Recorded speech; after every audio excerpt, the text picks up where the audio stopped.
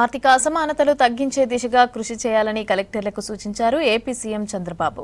అమరావతిలో కలెక్టర్ల కాన్ఫరెన్స్ లో పాల్గొన్నారు సీఎం. P4 సంక్షేమ శాఖలపై అధికారులకు దిశానిర్దేశం చేశారు. ఇక తిరుపతిలో మహిళా సాధికారత కమిటీ మొదటి జాతీయ సదస్సు ముగిసింది. Parliament speaker Om Birla, governor Abdul Nazir, పలువురు ప్రముఖులు సదస్సులో పాల్గొన్నారు. వికసిత్ భారత్ 2047లో మహిళలు ముందుండాలని పిలుపునిచ్చారు కమిటీ చైర్మన్ ఎంపీ పురంధేశ్వరి.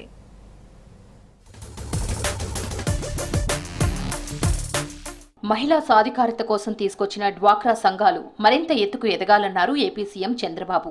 డ్వాక్రా సంఘాల రూపంలో 1,20,00,000 మందితో కూడిన అతిపెద్ద మహిళా సైన్యం రాష్ట్రానికి ఉందని తెలిపారు. అమరావతిలో కలెక్టర్ల సదస్సులో పాల్గొన్నారు సీఎం. డ్వాక్రా సంఘాలను నిర్వహిస్తున్న సెర్ప్ ఉన్నతాధికారులను అభినందించారు. సంక్షేమ శాఖలు P4 అంశాలపై దిశానిర్దేశం చేశారు.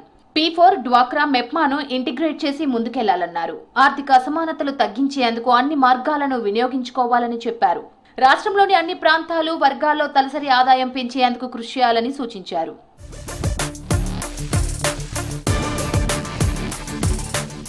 మహిళలు అభివృద్ధిలో భాగం కావటం కాదు, మహిళలే ముందుండి అభివృద్ధిని నడిపించాలన్నారు పార్లమెంట్ మహిళా సాధికార committee chairman Purandeswari.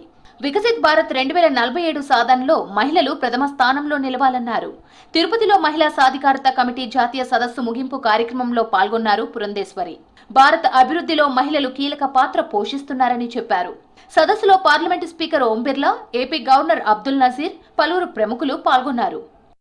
Very historic conference that we are conducting in the temple town of Tirupati. There is a resolution that we are going to adopt. And the resolution is based on the deliberations that we have two very important topics. Entrepreneurship of women to scale up their employability, career prospect and health. These will enable the women to play their role in achieving the goal of Viksit Bharat.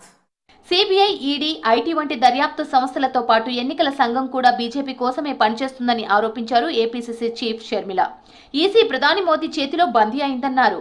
Vote చోరీ అనేది పచ్చి నిజమని, EC, BJP బండారాన్ని Rahul దేశ ప్రజల ముందు ఉంచారని చెప్పారు. Vote చోరీకి వ్యతిరేకంగా ఏపీలో సంతకాల సేకరణ కార్యక్రమానికి శ్రీకారం చుట్టారు షర్మిల. అక్టోబర్ 15 వరకు ఓట్ చోరీపై సంతకాలు సేకరించనున్నారు.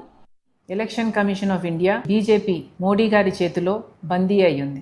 ఎలాగైతే అన్ని వ్యవస్థలు ఇప్పటికే ఈడీ అయినా, సిబిఐ అయినా, ఇన్కమ్ ట్యాక్స్ అయినా, ఆర్బీఐ అయినా, స్టాక్ ఎక్స్చేంజ్ అయినా, ఎలాగైతే అన్ని వ్యవస్థలు మోడీ గారి గుప్పెట్లో బీజేపీ కోసం పనిచేస్తున్నాయో, ఎలక్షన్ కమిషన్ ఆఫ్ ఇండియా కూడా ఈరోజు బీజేపీ కోసమే పనిచేస్తుంది. వీటి మీద పోరాటం చేయాల్సిన అవసరం ఉంది. అందుకే రాహుల్ గాంధీ గారి నాయకత్వంలో కాంగ్రెస్ పార్టీ మన ప్రజాస్వామ్యాన్ని, మన రాజ్యాంగాన్ని కాపాడుకోవాల్సిన అవసరం ఉంది. కాబట్టి ఈ పోరాటాన్ని ఎత్తుకున్నాం. దీనికి మీ మద్దతు కూడా కావాలి, మీ సంతకం కూడా కావాలి. ఏపీ లిక్కర్ కేసులో విజయవాడ కోర్టులో 2 అనుబంధ ఛార్జ్షీట్ దాఖలు చేశారు సిట్ అధికారులు. ఈ కేసులో నిందితులుగా ఉన్న చెవిరెడ్డి భాస్కర్, వెంకటేష్ నాయుడు, నవీన్ కృష్ణ ప్రమేయంపై మరిన్ని విషయాలను ఛార్జ్షీట్లో పొందుపరిచినట్లు తెలిసిందే. ఈ అభియోగ పత్రంతో పాటు కాల్ డీటెయిల్ రికార్డులు, సెల్ టవర్ లొకేషన్లు, టవర్ డంప్లు, డివైస్ యాక్టివిటీ, టోల్ ప్లాజాల దగ్గర వాహనాల కదలికల సమాచారం, ఫోరెన్సిక్ నివేదికలను అధికారులు కోర్టుకు సమర్పించినట్లు సమాచారం.